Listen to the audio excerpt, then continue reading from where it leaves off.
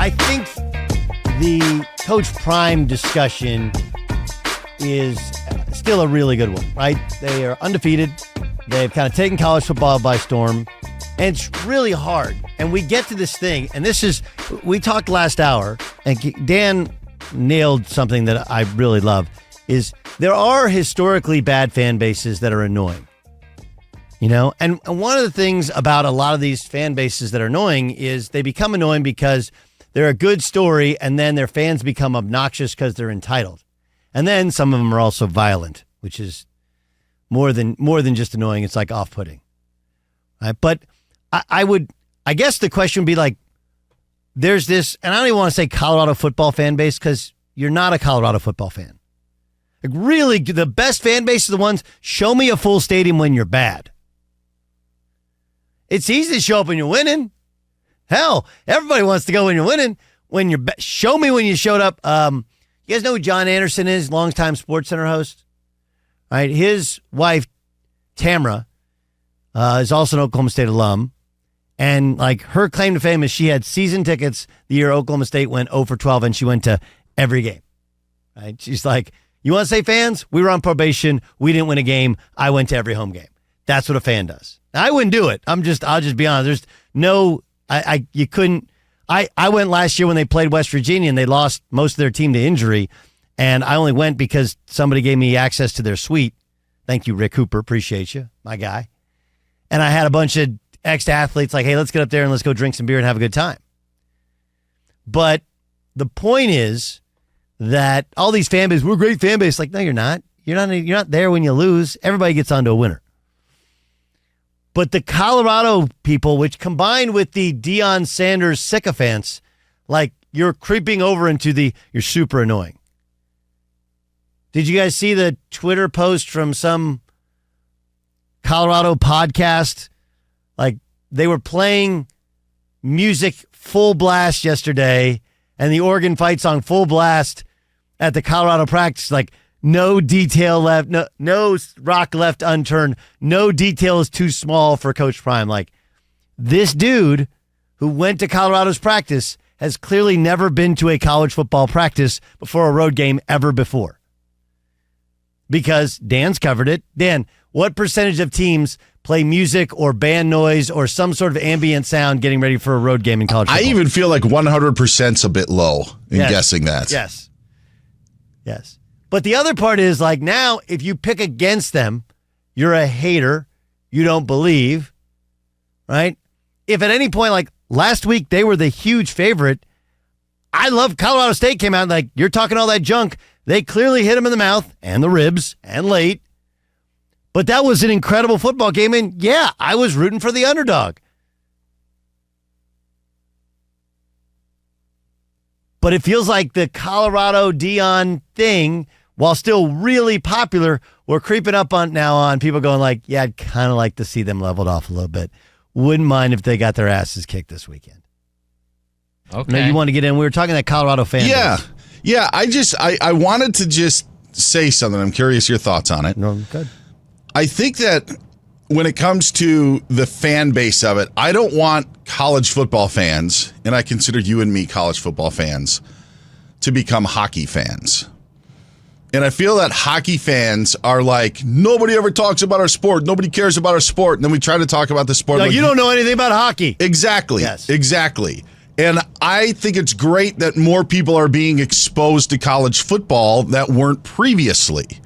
Now, I understand the tweet that you mentioned was just completely inaccurate. It wasn't correct. Other teams play music. They're not changing the game. So I have more of a problem with the people who feel like they know all about college football when they've just arrived or want to hype something up. But I do think as college football fans, we need to welcome the new fans that are now being exposed and interested in the game. Yeah. You're like, yes, they bring a real, that's a bite. Like, even if you say they bring a real buffalo, like, that's an American bison. Like, really? Yes. Does it matter? What is its genoid or whatever? I don't know. They actually, for people who just now started watching Colorado football, they actually have a real buffalo run on the field before the game. Like that really happens. You're like, really? Yes. That's really a thing. My wife grew up in the sports that they cared about really were the NBA here in LA, Lakers. That was it. It wasn't like it was around the clock sports household. So college football completely foreign to her. And I took her to the Rose Bowl a few years back when Ohio State played Washington. And it was so foreign to her to see 100,000 people, like you see it on TV, but you don't really grasp it, wearing their colors, the bands, everything that came with it. And it was a great feeling for me, for my wife to be like, okay, now I kind of understand a little bit what you guys are talking about. And so I think that is what is neat about Deion and what can be neat about Colorado and seeing the response to it. But for the people who are trying to say that he's changing the game when they don't know what college football is, or is something, as you said, of just playing music at practice to deal with crowd noise, that stuff does get annoying. But I just don't want us to push away the fans that are being brought in because of the excitement that it's been. And cash your checks now, because as you think, and Pat Forty thinks, Colorado isn't as great of a story if they're 3-2. Yes, but I would say, like, look, let's see how it ends up. The big question for me was, can Shedeur play at this level? And the answer is yes, quite obviously. But we don't, like we're handing him the Heisman and talking about him being the number 1 overall pick. It's like, whoa. Yeah. Whoa. So my issue is the people that are now late to the game, and anytime you pick against them or anytime you point out something that's not 100% positive, like I got to tell you, not knowing your center's name, do I love the fact that he grabbed Jimmy Horn Jr., who had like 3 bad drops, and said, hey, your dad's watching you in prison, and like go make him proud, and he had the end up being the touchdown that tied the game. Like, that's awesome. On the other hand, like, you have that knowledge and relationship with your wide receiver, you don't know your center's name? Like, that strikes me as really odd, right? It just does. And I know that doesn't land well in a locker room because, 1, I've been in lots of them. 2, I've been that kid, where, like, you don't even know my name? What? Anyway. That center should wear a sweatshirt that says, "I ain't too hard to find." But I isn't that what Deion wears? Like, yes. I ain't too hard to find. Go ahead, Jason. You clearly want to get in this discussion. Well, no. But as usual, I have my my one sentence thing. If we are making Shedeur the top pick, that means we need to do a recalibration of my hashtag, Cave in for Caleb. So now, are the Cardinals shrinking for Shedeur or sinking for Sanders? Sinking for Sanders, I think. You like sinking for Sanders? How about stinking for Sanders? Stinking for Sanders. And there's other teams that seem to be stinking for Sanders. I hate when you haven't been good and now you win a couple games and like if you pick against me, it's like somehow offensive to you. There are 2 teams, you have to pick one. You have to pick one. That's how it works. Now, Vegas believes that one team is more likely 21 points better than Colorado. That seems like a lot. But I thought what Pat put together was a very cohesive argument. Like, look, they played a brutally physical, incredible game late Saturday night. That's a quick turnaround to go and be on the road and play against an Oregon team, which is ready. They got a 5th-year senior starting quarterback at home. They played kind of a cakewalk game, if you will, against UH. They weren't in bed watching that game, but they were all good, iced up, watching that game on Saturday night. It begins the rehab process earlier, and they already have better depth because they've had the program going longer. It's a reality to it. But my issue is if you pick against them, or if you say anything is not 100% positive, then you're a hater, you don't believe, and of course you'll always get the people go like, you're a racist. Do you think that what they did at TCU to start the season is any of the reason we're getting that dialogue? Yes. I think that it's a small part of it, but then again, I don't want to say if you know college football because it sounds so uppity, but it's a lot different. Like an opening season line for week 1, like Vegas just knows a lot more 2 and 3 weeks in. Yeah, they don't know. No one knows. Yeah, especially now. I mean, they had what TC had 3 starters back. Yeah. But again, it shouldn't take away from my thing with Colorado is different than other people's. What I was impressed by against TCU was they looked really sharp and well coached, considering they hadn't had spring ball. All these guys come in, and it takes a while to install things and to install your. And remember, when you're taking all these transfers, these are like it's like people that they're in their second marriage, right? There's just. And you didn't have it's not like you had guys sitting out for a year to learn the culture of how we do things. You're just going. And so how they've been taught maybe differently than how you want them to execute. And I thought they were very well coached and well disciplined. And I thought, the Nebraska game was actually a pretty close game, but not for the fact that Nebraska's quarterback play was so bad, was so terrible.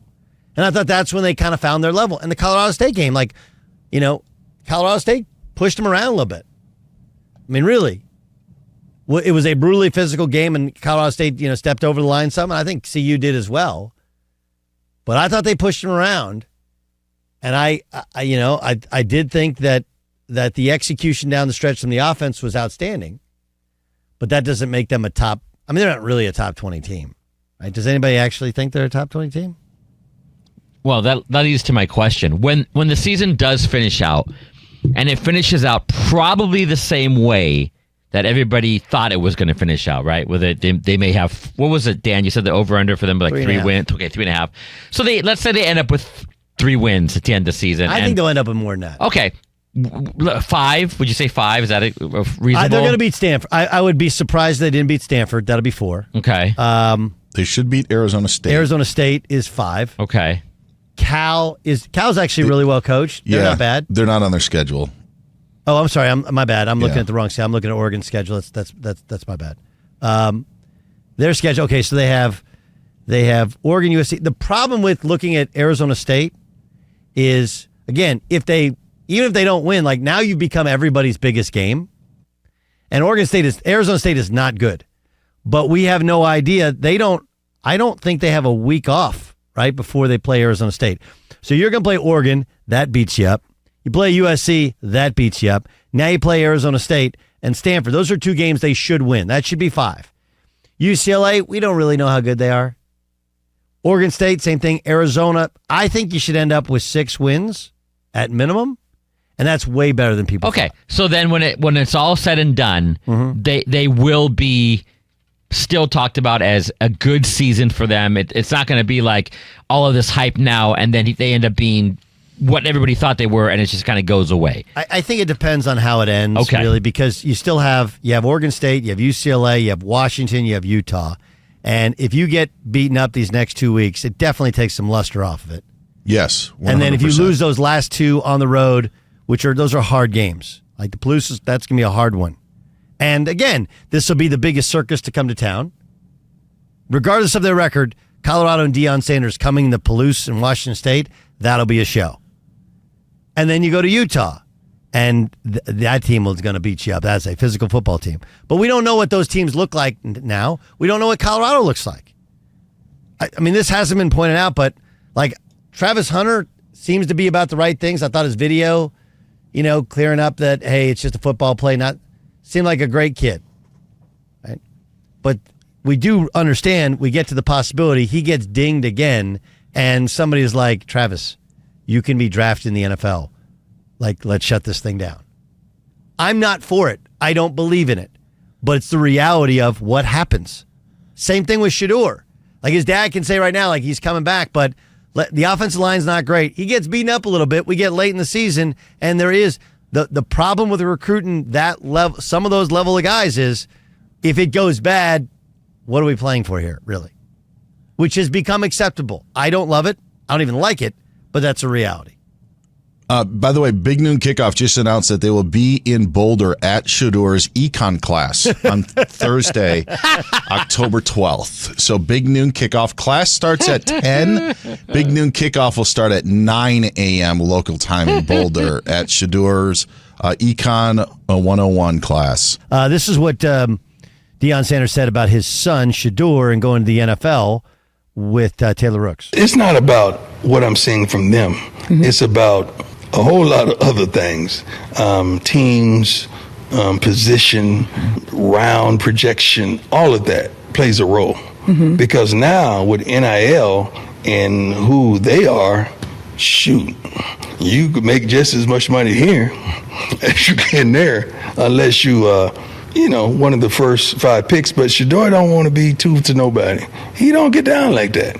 So, people projecting him behind, Caleb Williams, and Caleb Williams is phenomenal.